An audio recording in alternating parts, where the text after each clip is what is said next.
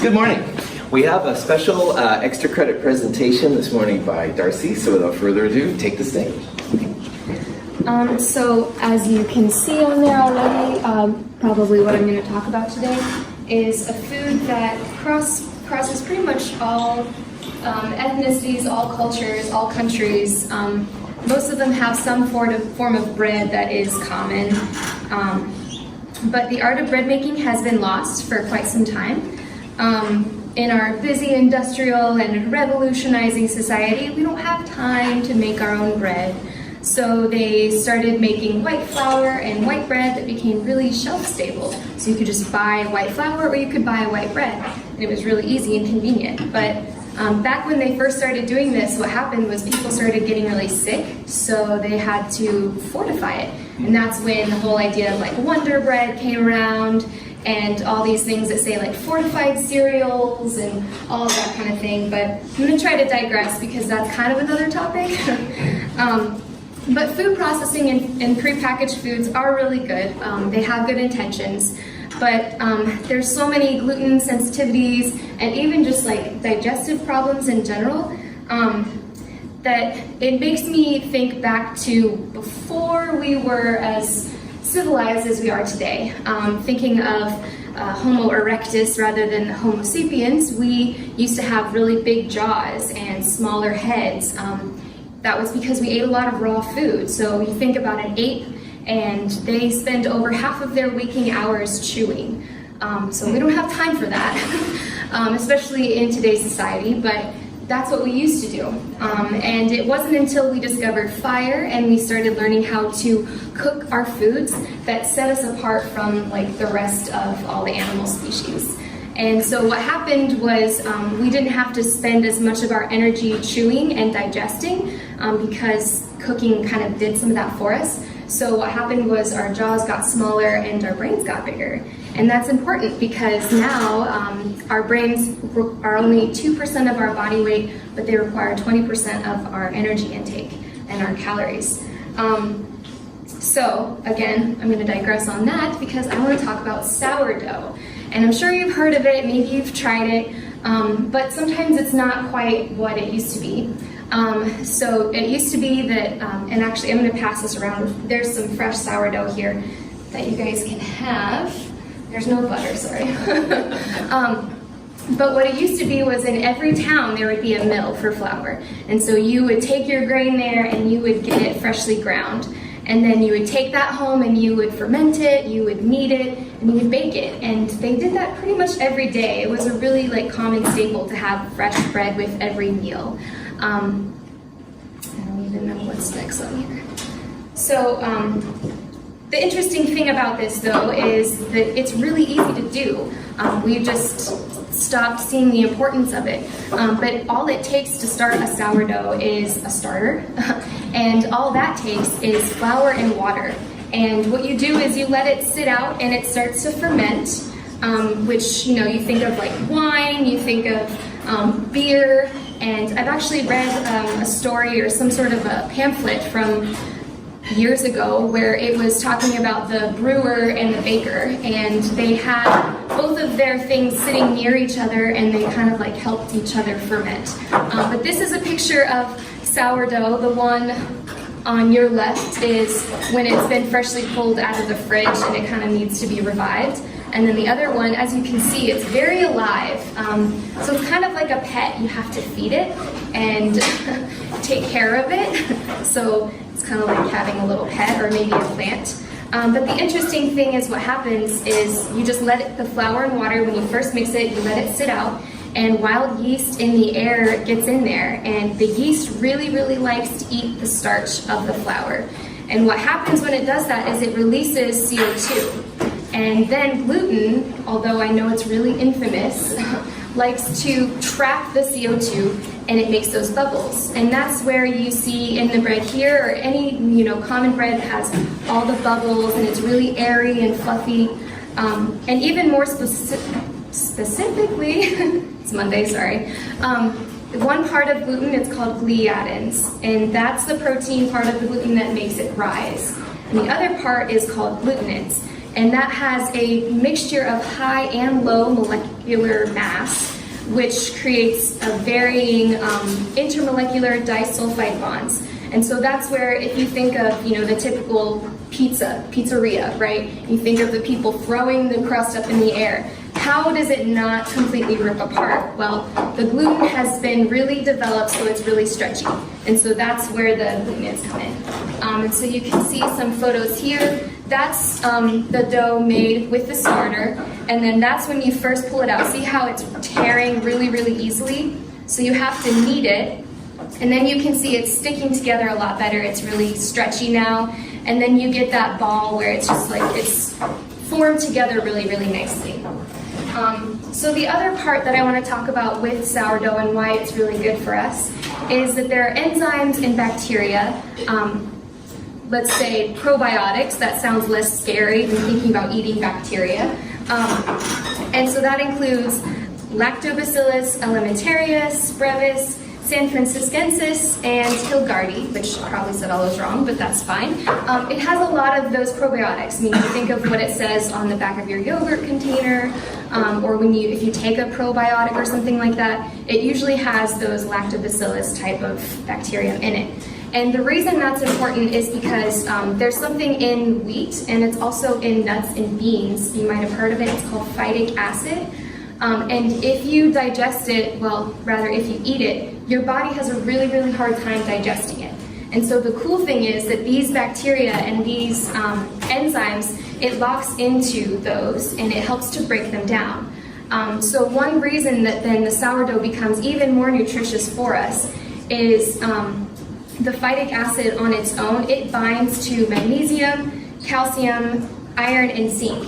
And so if you have the phytic acid broken down already, it's not going to bind to those things. It's going to make it so that your body can actually absorb those minerals. So now not only does this have all these like healthy bacteria for your digestion, it also has that stuff broken down and it makes it easier for you to absorb it. So if you think of a cow, okay, because essentially wheat is like grass, right? And we don't walk around and see a wheat field and think, man, I just want to chew on that and just, that's going to be my lunch. But that's what a cow does. It eats grass, and it has, I think, 4 stomachs, right? And so what happens is, as it's going through each of those stomachs, it's basically fermenting that grass, and it's breaking it down. So it's easier for it to actually digest it and get minerals and nutrients from it. So that's what happens with sourdough, and that's why this whole idea of like fermented food, if you have like kimchi or sauerkraut or kombucha is, really popular now, like that's why it's so important, because it has all these healthy things in it. It helps us even more. But you might be saying to me now, what can I even do with sourdough? I don't really like eating bread. I don't make sandwiches. I don't like toast, although I see you all eating the bread, so that's good. But here's some ideas. So there is a freshly baked, just regular, sourdough pool. There's some bagels, sourdough banana bread, sourdough pancakes, pizza crust, muffins. So there's all sorts of ideas that you can do with sourdough. And that's all I wanted to say. Go make some sourdough. Nice job.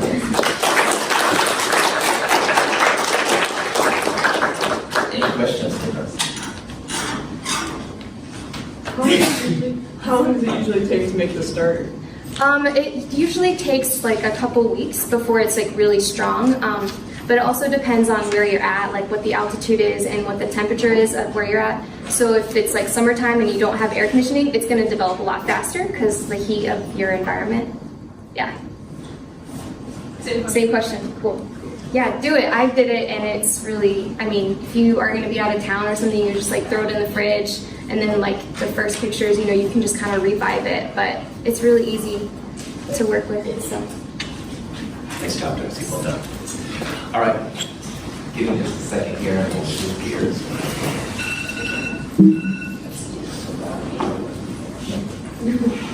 Thank you. Yeah, you should pass them around the camera.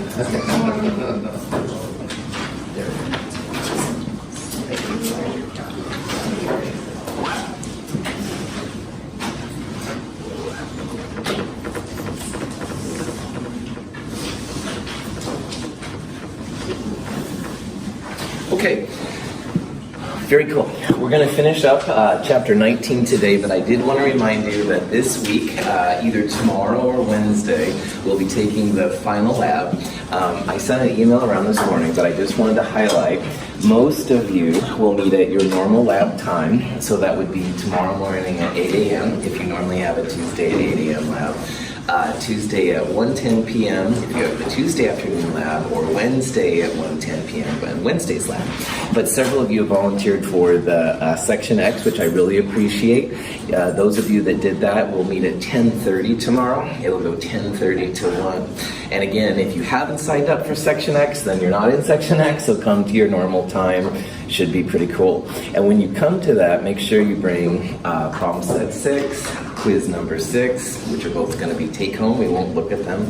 QA3 lab. Also, definitely bring a flow chart for your final lab. All right.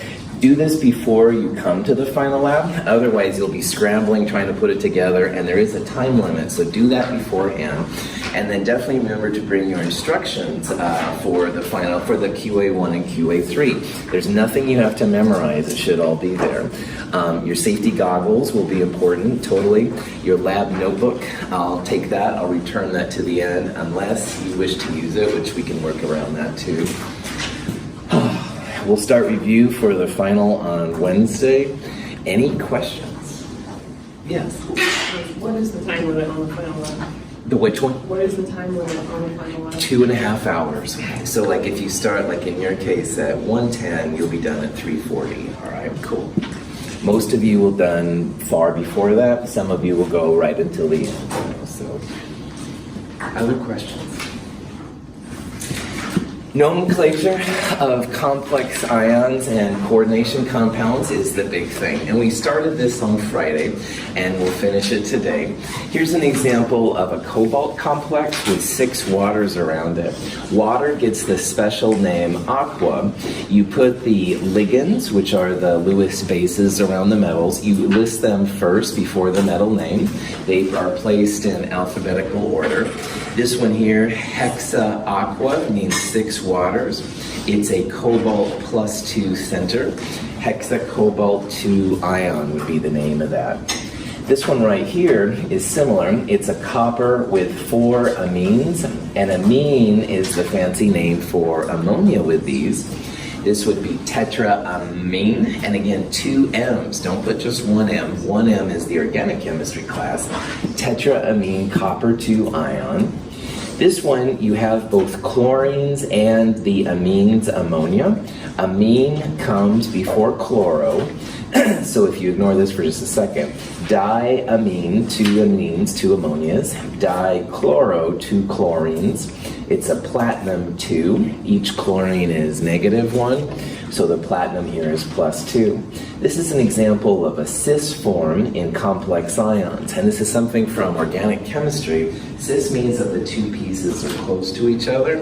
You can also have a trans version where the chlorines and the ammonias would be opposite. So these are just some of the things, and we looked at these on Friday. Here are some more examples. This is a nickel complex. This thing right here is one of the bidentate ligands we talked about earlier. It's called ethylene diamine. And ethylene diamine has 2 teeth. Each nitrogen has like a lone pair on it. That's like a place it can connect. So ethylene diamine, di in the name, it would be confusing in this world to call it diethylene diamine because the dyes kind of conflict with each other.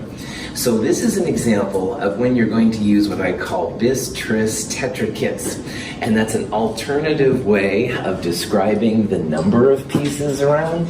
Tris means 3. So instead of saying triethylene diamine, where the tri and the di would conflict, if there is a Greek prefix in the name of the ligand, and there's more of these around than you might think, that's when you use this alternate thing. So bis tris tetrakis means 2, 3, and 4 using this alternative thing. It doesn't pop up a lot, but it does pop up once in a while. Tris, notice the parentheses, tris to represent the fact that there's something beyond it with a Greek prefix, tris ethylene diamine, nickel 2 ion. Ethylene diamine is neutral. There's a positive 2 charge with nothing else to correspond it, so that's why it's a nickel 2 system. Vaska was apparently the person that created this compound. I personally like the name Vaska's compound because it's a lot easier to name than what we're going to see in a little bit. However, in Vaska's compound, we have a chlorine, a chloro, as we saw earlier. This crazy guy, CO, carbon monoxide, has a special name around metals too. It's called a carbonyl, and this is different from the carbonyl of organic chemistry. Carbonyls here are around metals. And this thing right here is triphenylphosphine. Now each purple thing there is a phosphorus, and there's 3 benzene rings around each phosphorus. So a phenyl is an alternative name for benzene.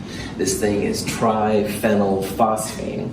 And I use this ligand here, I like it because it's got the tri, it's got a Greek prefix in it. So when it comes to naming, we're going to use bis, tris, tetrakis down here as well for the triphenylphosphine. Again, any ligand with a Greek prefix in it is something you want to use this alternative thing.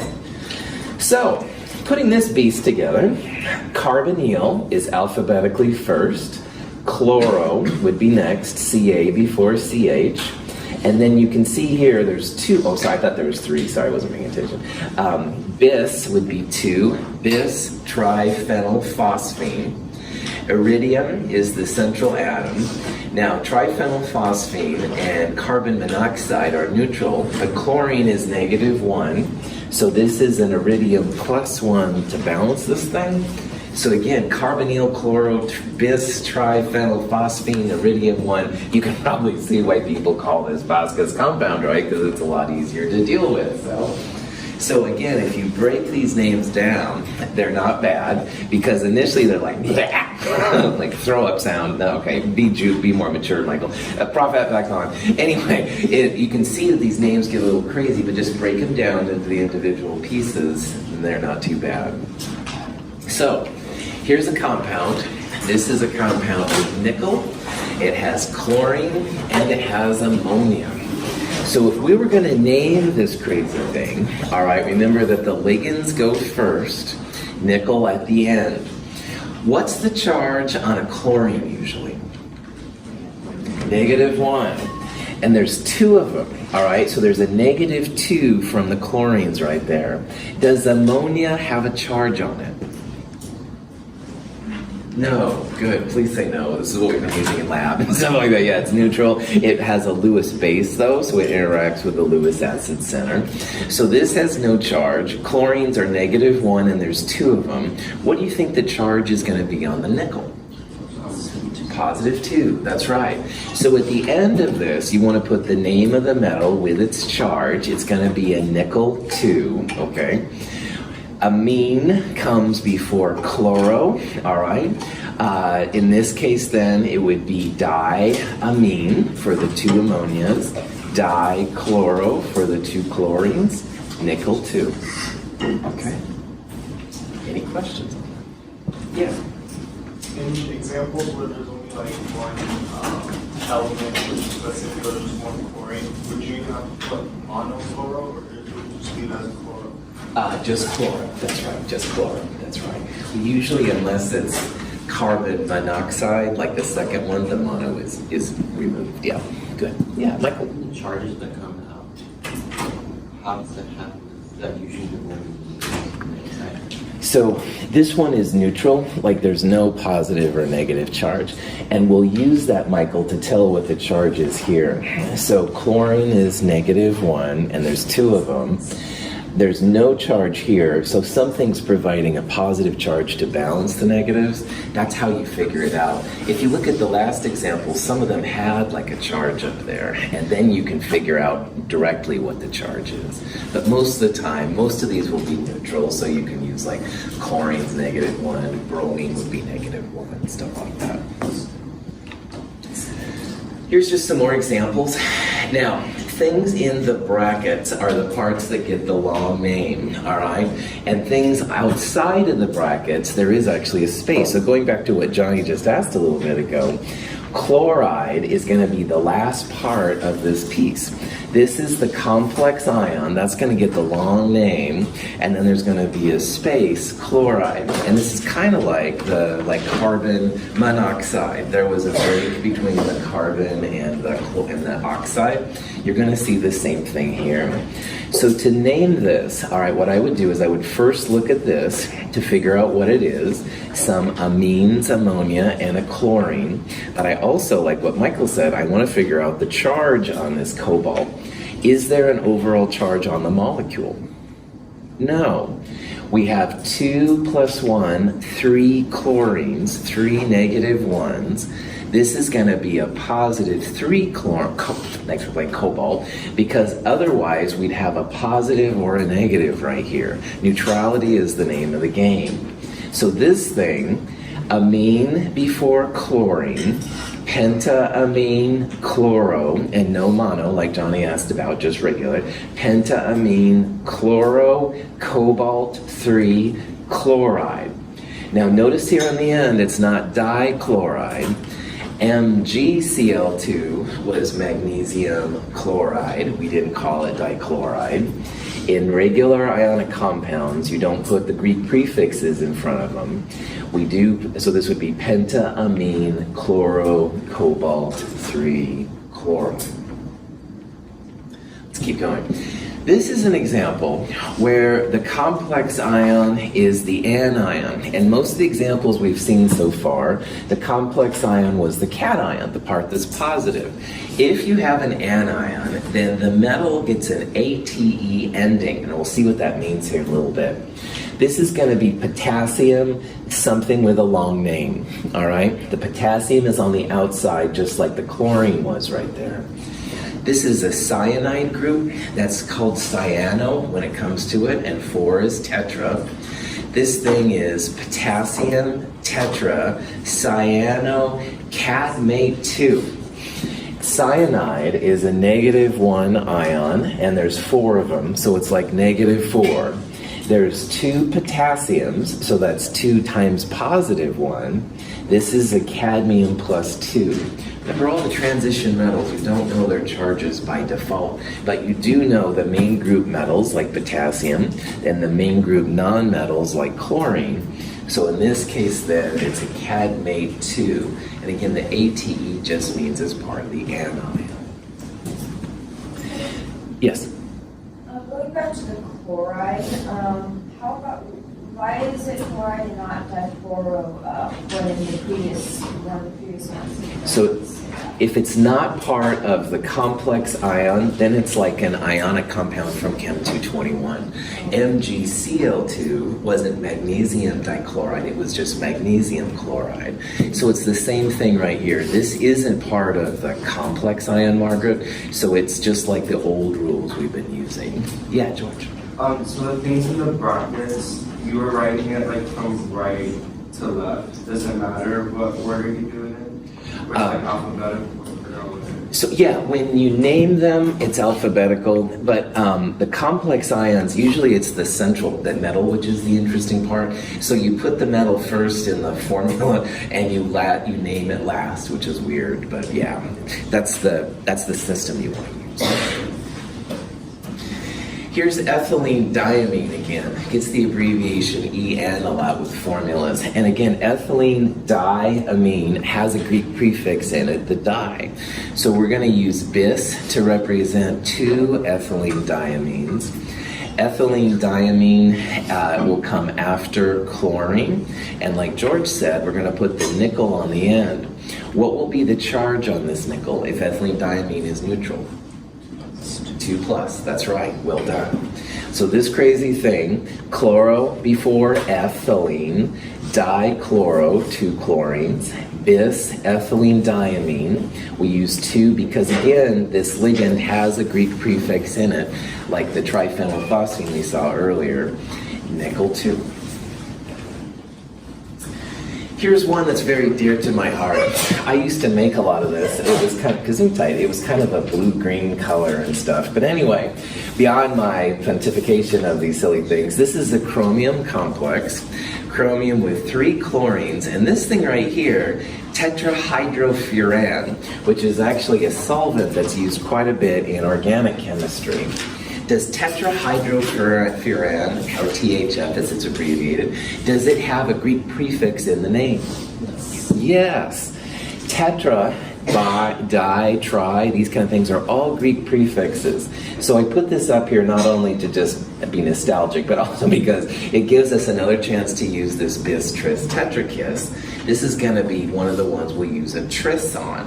And tetra is with the after chlorine alphabetically. So the official name for this thing, trichlorotris tetrahydrofuran chromium 3. And again, you are not expected to know about tetrahydrofuran. It's just what I'm throwing up here as like an example about this. This compound actually has some really cool history about it. I can tell you about sometime. But anyway, let's see if we wanted to name this compound. All right. So first of all, carbon monoxide gets a fancy name with these kinds. Does anybody remember what that was? Carbonyl. Well done, that's right. It's a carbonyl, and there's 5 of them, so that's a penta. All right, carbonyl doesn't have a Greek prefix in it. But what do you think the charge is, or does anybody know what the charge is on carbon monoxide? 0, that's right. It doesn't have a charge. This is an iron 0. It's a neutral form, so you would say pentacarbonyl iron 0. The carbonyls do surround the irons like this. It is neutral iron. It is a way sometimes the iron can be extracted from other things, which is kind of cool. Yeah. Is that supposed to be a CO, the carbon monoxide on the left? Carbon monoxide to the left, right there? Yeah. No, that's CO. Carbonyl is the name of carbon monoxide. All right, yeah. If it was Cl, then it would be tetracarbonyl chloro, and it would be iron 1 at that point, man. That's right. Yeah, that's right. Good question. Another question. All right. I'm going to go through some slides pretty fast because there's one slide I want to get to here big time. This is cisplatin. It's a really cool anti-cancer drug. It's labeled under platinol AQ the last time I looked, but coordination 4, it is a source of platinum. Platinum is an expensive metal.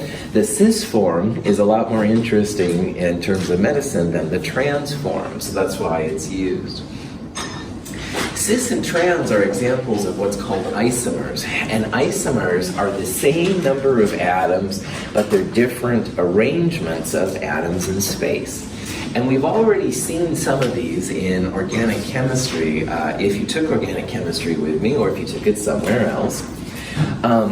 Cis and trans are great examples of isomers, all right?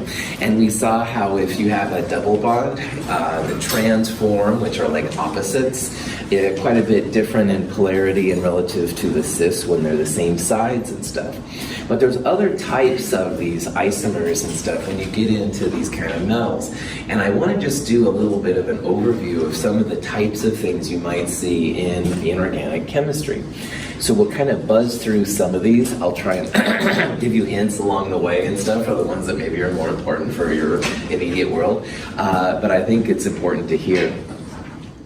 Coordination sphere isomers are, I think, almost incredibly hard to believe, but it supposedly is true. And some of these I've been very skeptical as a scientist, but the research keeps showing that these are real. So I want to show examples here of 2 cobalt complexes.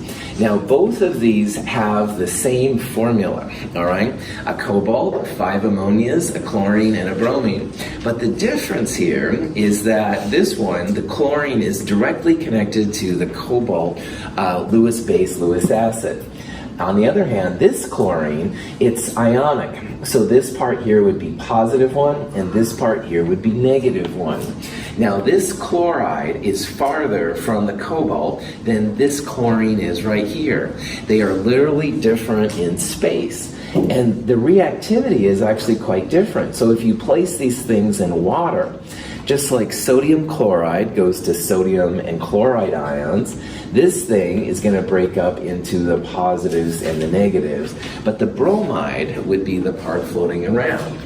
And if you do the other one, the chloride would be the one floating around. So again, where the atoms are in the complex ion actually makes a difference in their reactivity.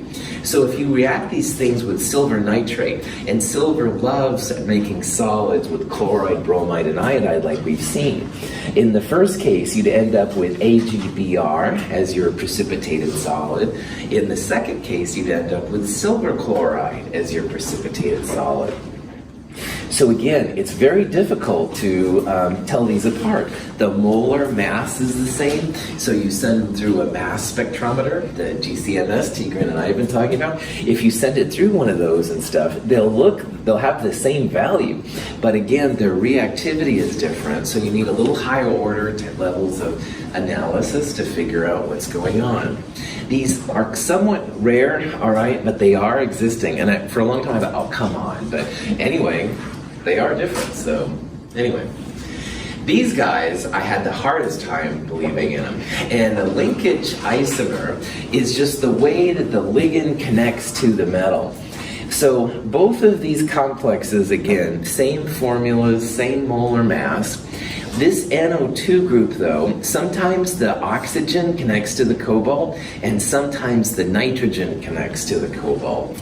And again, I find this is to me almost like science fiction chemistry. It just blows my mind. However, notice that there's even a slight color, all right? Like this is a slight yellow. This is more of like an orange color, all right? And they really feel that it's determined by where the ligand, where the NO2 is connected to the cobalt.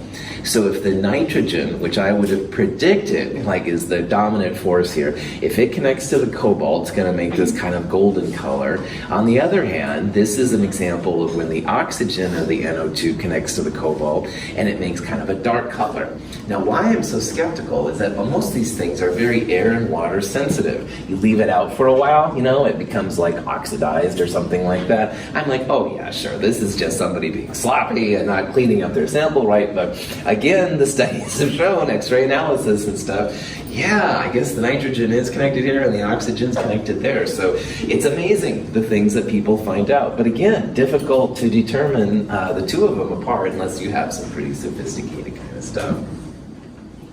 Now, the geometric isomers are where the cis and trans things fall apart, and we've seen some of those. In terms of metals, you can have cis and trans, like the cis platinum we saw earlier. You can also have, though, something else called mer and fac, and I'll talk about that here real fast. Cis and trans can be in both square planar, which we saw for cis platinum, and also octahedral. And in inorganic chemistry, cis means more like a 90 degrees, and trans means 180 degrees. So depending on the type of geometry you have, that's where the cis and trans comes from. Mer and fac is when you have three of the same thing, and I'll show some pictures here in a little bit.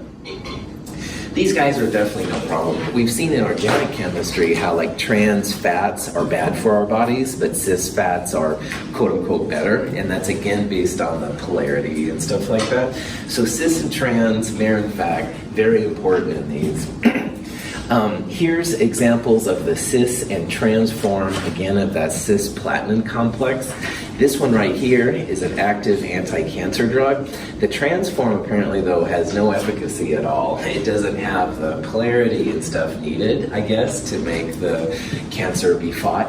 So again, the polarity means that if the opposites are the same, then there's no net negative or positive charges. But here, these are definitely 90 degrees, so they're pulling differently. They're going to be much more polar, and apparently that's the big difference here in this compound. Here's an octahedral set of compounds that can also exhibit cis and trans. And again, like I said, cis and octahedral and the square complex, square planar means 90 degrees, while the trans means 180. So both of these are known compounds, all right, 2 chlorines and 4 waters around cobalt. But the cis-trans makes them quite different. Which of these do you think would be non-polar?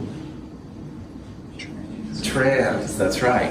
And again, to find if something is nonpolar, you want the opposites to be the same. It's like if Schwarzenegger and Schwarzenegger's twin came down and they pulled on me evenly, all right, they would basically cancel each other out because they pull evenly. But if Schwarzenegger and Hunter, I'll pick on him because he's cool, pulled on me, it was probably Schwarzenegger would roll a lot harder than Hunter, so I'd look something like this. Schwarzenegger is pulling electrons, if you will, more than Hunter would. Not that you don't have a good pull, my friend, don't get me wrong. Prophet, questions? I'm all over the place this morning. Quiet, Prophet. Thank you. All right, mer and FAC are something that you might see, and if you see like mer CrCl3H2O3, what it's referring to is where the ligands are. Notice on this one here on the right, all of the blue atoms are at 90 degrees from each other, all right? Or all the yellow atoms are 90 degrees. You can do it either way. This is called a FAC isomer. FAC stands for facial. You can make like a triangle, all right? That's like a face on these kind of complexes. Mer means that you have at least one 180 degree orientation. So if you look at the blue ones, you can clearly see this is 180. All of these over here are 90 degrees. There's no 180 degrees. So 180 means meridional, which is opposite apparently in French or something. So if you see a FAC or a mer in front of a compound like that, the mer means again that you'd have at least one 180 for the blues, and in this case you'd even have a second 180 for the yellows. But if you saw a FAC in front of it, you wouldn't have any 180 degrees at all. The mers, because of the two, in this case 180 angles, are usually less polar than the FAC ones, because those have all 90 degrees, where in theory none of them cancels out. These are the weirdest ones of all, and this is a big part of chemistry. If you plan on taking organic chemistry, all right, almost inevitably this will be a part of the conversations you're going to come up to. And these are called optical isomers. And to really understand optical isomers, I'd like you just literally to look at your hands for a second, all right? And if you do look at your, Hunter, you're so cool. And then if you look at your hands, all right, 5 fingers, both of them, thumbs, pinkies, stuff like that, but they're mirror images of each other. If you have like a mirror right here invisibly in front of my hands, all right, then it would make sense, all right? You do one and you do the other. But the hands are not the same, all right? Like here, they're front to front and stuff like that. You can't make a right hand into a left hand or a left hand into a right hand. And this is leads up to the idea that light will actually move differently with a molecule which is right-handed versus left-handed. So I want to introduce here how to tell if a molecule is optically active. Quiz 6. So anyway, optical isomers are literally molecules that have a mirror image. You can't superimpose one onto the other. So down here in this little example, all right, we've got isomer 1. It's got a black atom in the middle, a white, blue, pink, and yellow atom around the outside, all right? And if you have 2 of the same isomers running around, you can rotate one into the other, all right? So if you look at this one right here now, all right, you can actually make them look like the same as if they're at a mirror. Like here's the one and there's the other one. But you can't rotate one into the other. All right, there's no way. It's like a right hand and a left hand. You've got the same number of atoms, all right, like black in the middle, all the other ones are on the outside, but they're totally different. In chemistry, optical isomers are called chiral, and chiral is a Latin or whatever, French, whatever, name for hands, all right? And if you have a chiral system, you're going to have 2 enantiomers. An enantiomer would be just a fancy name for like your right hand and your left hand. So your hands are a good example when you're thinking about this, because hands are chiral. You have a right and a left hand. Your right hand would be 1 enantiomer, and your left hand would be a 2nd enantiomer. And if you're going to have optical isomers, all right, you will have then a plane of symmetry, which we'll talk about in a little bit. However, the part I want to get across to you more than anything is that if you have a central atom with 4 different pieces around it, then it's going to be chiral. Then it will have an optical isomer or optical activity. So for example, if you had a carbon in the middle and hydrogen, chlorine, bromine, and iodine, like 4 different kinds of atoms around that central atom, that's going to be the one which would have an optical isomer. It's going to be optically active. And we'll see here in a little bit then that you can figure out what the 2 enantiomers are by pretending there's like a plane of symmetry or a mirror in between them. So again, the punchline here is that if something is asked, if you want an optically active compound or something like that, you want to have a central atom, carbon, where the 4 things around it are all different. If you had 2 hydrogens, that wouldn't be optically active. You have to have 4 different pieces around the central atom. So 2 H's, Cl, bromine, not active, all right? 2 bromines, a hydrogen, and an arsenic, not active. But arsenic, chlorine, bromine, iodine, 4 different things, optically active. Here's some pictures of kind of what this means. So this is an example again of the mirror, all right? And if you imagine in between your hands you have like a mirror, it's the same kind of pieces, like a thumb and fingers and stuff like that, but you don't have like 2 thumbs on the same hand or something like that, all right? So this is what they consider to be a chiral system where everything is the same but different in space. Now this is a better example of what we're talking about right here. Let's pretend that the middle atom is carbon and we have like iodine, chlorine, bromine, and acetylene, whatever, it doesn't matter. 4 different things around it, all right? And you can place a mirror over this one stuff. Now, if you tried to put this molecule on top of this molecule, you can make 2 of the 4 atoms coexist. So if you can do this in your mind, you place this like right on top. We'll have these 2 be the same, and maybe the greens would be the same, but those 2 would be flipped around, all right? They won't all be the same. And that's what's just so weird about these. I encourage you to practice this in your mind. I'm going to go back to the fact that if you take organic chemistry, you must have a model kit. All right, I told you this in Chem 222. I'm going to tell you again. This kind of stuff was super hard for me to see, but with a model kit, you can actually put them on top of each other and see if they're the same or not. So this is really the ultimate reason why having a model kit is going to be helpful to you in OChem. It's this crazy chiral, enantiomer kind of stuff. The reason why it's important is that, oh man, just like your right hand can do some things that your left hand can't, and vice versa, the right hand of an enantiomer can do things that the left enantiomer cannot.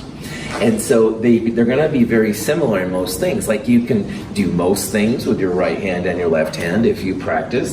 So enantiomers, those compounds with the handness, similar solubilities, melting points, boiling points, the colors almost always identical. They'll usually react the same as long as you have a non-chiral reagent. So they're very difficult to tell apart. However, if you do happen to have them with the right system, with another chiral thing, some interesting things happen. Now, scientists use plain polarized light to tell the difference between them. So this is just a cheesy little example. If you have a regular light bulb, light comes out 360, all different directions. And you can put it through a filter though, and then the light is just along like one dimension, all right? This is what they call plain polarized light. And sometimes in physics, if you use a plain polarized light system, you can like turn the light on and off by twisting it and stuff. Anyway, it's not hard to do. Even here at Mount Hood in the organic chemistry class, they do plain polarized light to see the enantiomers. If you place the plain polarized light through something with an enantiomer in it, you're going to see the light move right or left. all right? And this is where it gets really weird. Plain polarized light with a right-hand enantiomer will like go off in one direction. And plain polarized light with a left enantiomer will go off in the other direction. So you'll see sometimes D and L. D is just a fancy name for light rotated to the right, dextrorotatory. Or L means the light is being rotated to the left, levoratory. Most of the time in the real world, we have equal amounts of right and left.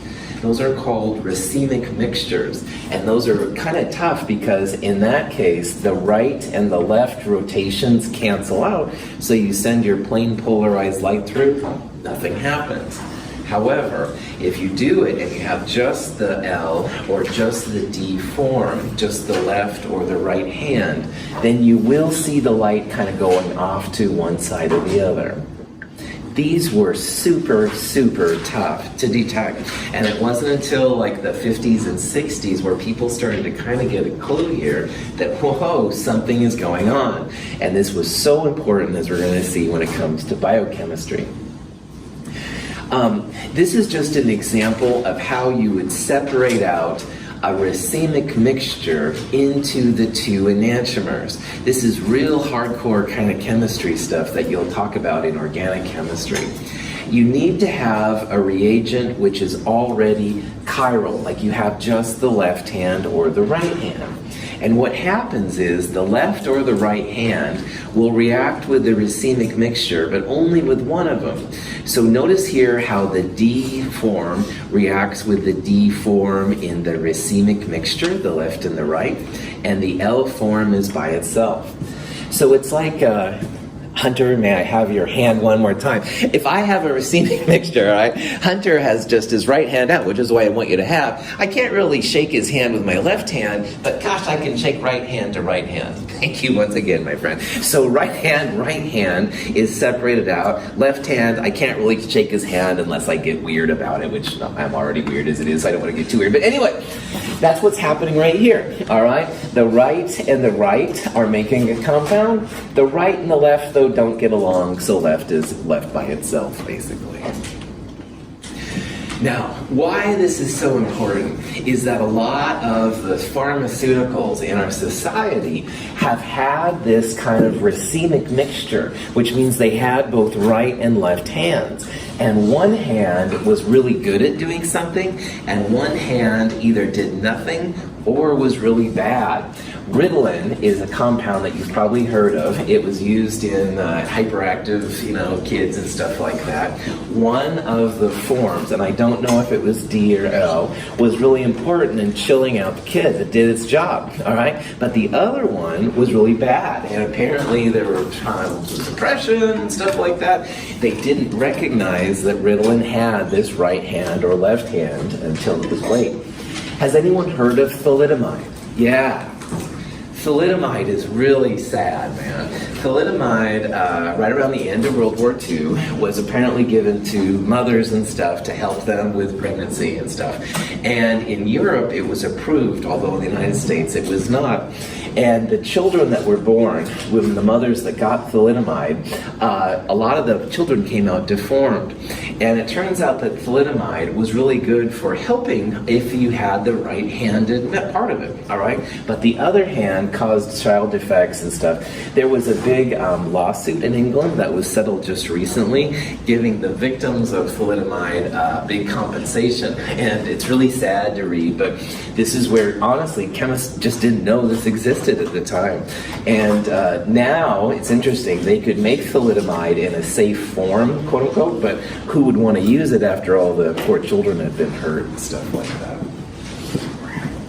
Any questions on that? Yeah.